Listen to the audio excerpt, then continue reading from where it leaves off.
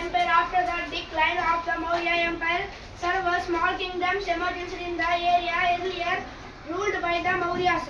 After 500 years, one of these kingdoms grew into a large empire, the Gupta Empire. It was a purposed empire that oversaw the developments in various fields.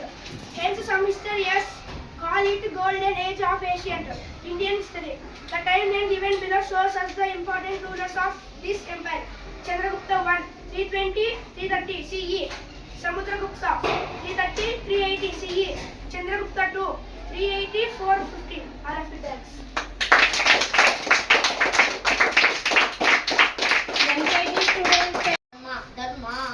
Dharma refers to set of teachings that Ashoka wanted his subjects to follow.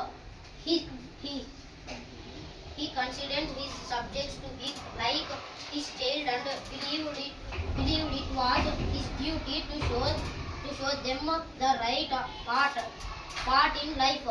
Let us read about the futures of Dharma.